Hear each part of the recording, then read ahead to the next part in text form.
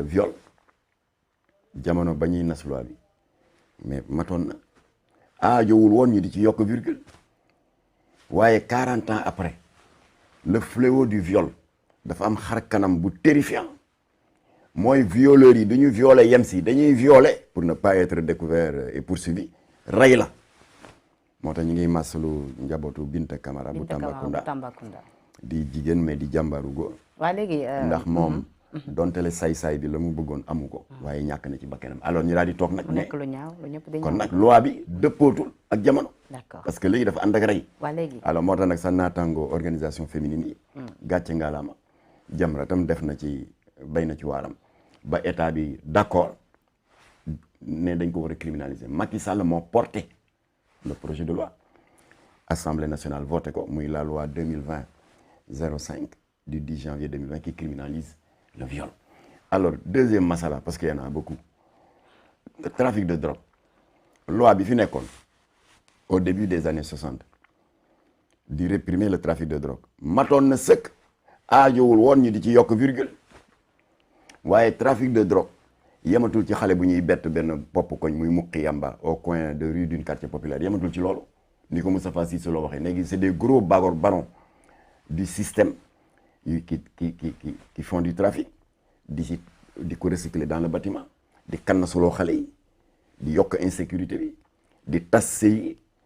ba pare di déstabiliser l'économie nationale avec le recyclage de l'argent sale. mais xam nga ma jeexal foofu alors foofu tamit ñu ne loi bale matatul kon nañ ko joyanti dëppale ko ak jamono loolu mooy jur la loi 2007-31 du 30 novembre 2007 bi Abdou Latif Gueye dugal assemblée te député yi jàppale ko si qui criminalise le trafic de drogue ngóor jigéen aussi Alméry Gningue a raison de dire que l'article 319 doy na effectivement en 1966 matoon na sëkk laajul woon ñu di ci yokk virgule waaye léegi góor jigéen yi dañu génn ci seeni pax entre guillemets envahir l'espace public takk juróom-ñeenti sëy publiquement fii ci Mbao te dara fekku leen ci takk fukki sëy ak benn le 25 décembre guddi gu tedd ñu di ci màggal juddu Seydina Mohamed dara fekku leen ci dugg ci grande mosquée bii nga xam ne sa haut lieu de culte suñu borom moo ne wa anal masajida lillahi jàkk yi sama néeg la dugg fa di fa accouplé te dara fekku leen ci loolu amul woon en 1966 ànd sama jikko yi ne attention il faut réajuster la loi comme on l'a fait pour le viol comme on l'a fait pour le trafic. D'accord mais xam nga tey jii ñëpp d'accord nañu ni réew mi yëpp ànd nañu ni ak ci seen cause parce que ñun ñëpp ay jullit lañu réew mi tamit su amee sax ñoo xam ne duñ julli sax ñu rafetloo ñu li nga xamante ni moom moo di wàllu góor jigéen la preuve am na ay chrétiens sax yi nga xamante ni rejoindre nañu li nga xamante ni moo di ànd sàmm jikko yi mais ginnaaw loolee kilifa gi ndax am jàppoo ne tamit ci seen gis-gis président Macky Sall moom it jullit la kon tey jii gënoo leen koo bëgg criminaliser li nga xamante ni moo di mais baar yeeg yooyu est-ce que kon du ak ñiy cagatu ay jullit yi foofu waaw d'accord kon loolu du critère waaw d'accord mais dama bëgg wax foofu que ni moom njiital réew mi président Macky Sall xam nga jullit la léegi moom mi nga xamante ni jullit la xam na bu baax ne diine wax ci wàllu góor jigéen donc moom du ko mos a daganal ci même réew kon tey jii est-ce que pour un tout petit peu faciliter ko la tâche jotul woon ngeen jéem a gisee ak moom xool naka ngeen trouver benn terrain d'entente moom it mu expliquer leen seen ay raisons yéen di koy expliquer seen ay raisons moo la gën a xam loolu naka ngeen di moo la gën a xam loolu moo gën muy tiré fee yéen ngeen di tiré fii ak député yi ko doon porté la fab sànni mbalit fab ñoo xam ne xamuñu ci dara mais ñëw leen ngeen toog je vais vous armer moralement ngeen xas leen ñoom xas nañ ñu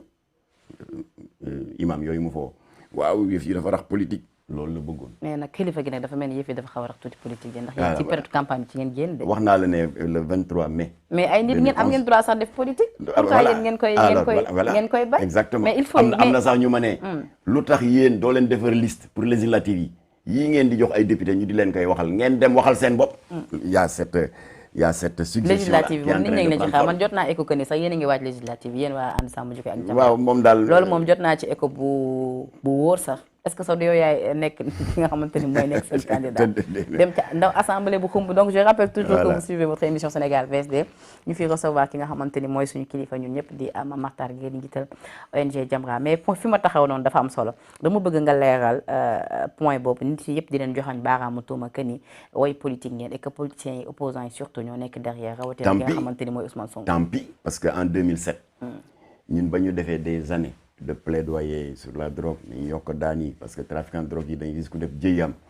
donte le par exemple à titre d'exemple héroïne qui est la drogue de luxe la plus chère gramme bi 80 000 francs la boo fi dugalee 1 kilo rek am nga sax 80 millions ah après nga tëdd kaso 2 mois 3 mois génn daa di ne tëdd rëbës 3 mois jar na 80 millions jar na ko alors jàmbat nañ ko ba tey ci Abdou Diouf waaw dëgg la war nañ yokk daan yi Ablaye Wade waaw yokk daan yi ñu ne attention dañuy dugg ci politique bi ñu daal di créer un parti parce que Jamra moo fi nekkoon waaye dañ ko te amuñu droit politique parce que dañu am statut société civile ñu créer le RDS Rassemblement démocratique sénégalais Abdou Latif Gueye nekk secrétaire général bi man ma ne le secrétaire général chargé de la communication ñu wàcc ci langue politique bi ànd ak Ablaye Wade def coalition gagné benn siège assemblée la ñu doon xeex 30 ans mu ne këcc ñu dugg fa en 6 mois ñu criminaliser yamba. d'accord xam nga dafa mel ni kon li ma wax nii mu ngi bëgg nekk dëgg yaa ngi battraale campagne pour des élections législatives yi. moo tax politique. kilifa gi député ngay waaj dafa am baat bu may ndeysaan rahmatullahi alayhi radiyallahu anhu maam Alsaan Laay Raan parce que moom ci kilifa yi ñuy seeti woon di leen tàggu ne Jamra dafa bëgg a créer parti ci la bokk. waaw lu tax nangu alors mu ne ñu lu tax nangu woo tontu mu leer mu ne ma daal au début assemblée ngay waaj ñii de ma ñëw rek mu ne ñu waaw mu ne Latif au début day xawoon naa ci am xel mu ñagas waaye misaal yi nga ma jox bu fekkee sama dégg-dégg noonu la kon daal dafa mel ni yéen da ngeen bëgg a dugg ci politique di ko utiliser comme caabi ngir liggéeyal l'islam ak liggéeyal askan wi Latif ne ko loolu la mu ne ak kon nag macha allah bu dee loolu moom mes prières vous accompagnent. D'accord. Voilà kon politicienne mooy yàq réew mi ba ñu bari dañuy am kersa sax ñu di la askanale kii mu tuddati. mais yow kan nga faral tey laa bëgg nga leeral ko sama plateau bi. kan laa faral. waaw Jamra laa faral ànd sama jikko yi ak RDS. waaw ci way politique yi am naa fu ma far ba pare Jamra xam nga am na un parti politique. qui est la branche politique de Jamra. waaw exclusivité bi fii nii yéen a ngi waaj réellement te yow yaa doon seen candidat. ci assemblée nationale Babacar Mbuub la ñuy xaar mooy suñu coordonnateur. ñun ñoo ko fal. il n'est pas candidat à être coordonnateur ou quoi que ce soit. ñun ñoo ko tànn ci yaram ak tegginam jiital ko pour mu coordonner 141 organisations de notre coalition ànd sàmm jikko yi donc dafa tukki. am na ñeneen itam ñoom Makhtar Sarr ak ki ma tuddee léegi. Imam Babacar Sylla voilà ku ci nekk ci ay mission voilà mais incha allah am na ay réunions yu bari yu ñuy waajal. pour imam yu doy waar ñi noonu imam Makhtar Sarr sama xarit ak imam Babacar Sylla. pour préparer suñu journée du vin. ñoom moom bu ñu duggee assemblée dañ fay raak. dañ fay raak xeex. li ñuy xeex. imam Makhtar. duñ fa xeex. nit gën a bëri histoire ci mim réew de. voilà léegi nag réew mi kan moomu ko. ñun dañu doon jaar ci njëkk ak teraanga rek jox ko ay député pour ñu déposer ñu ko ñu toroxal leen ba pare nag jël ay imam yu xamul tous. waaye nag bu ngeen demee assemblée ba tey ñoom ñoo fay majorité bi. waaw on verra. voilà ci diggante bi coppite am surtout ak li am ci élection locale yi. on verra xam nga loolu lañ doon wax jamono bi fi Mitterrand nekkee quand le régime algérien était menacé par des organisations issues des organisations d'obédience religieuse ñu ne ñi dañuy coow rek duñ dem fenn les autres dinañu continuer à être majoritaire waaye ñoom ba ñu dindee seen kaale yeeg seen mbaxane teg fale wàcc ci lang gi ñefe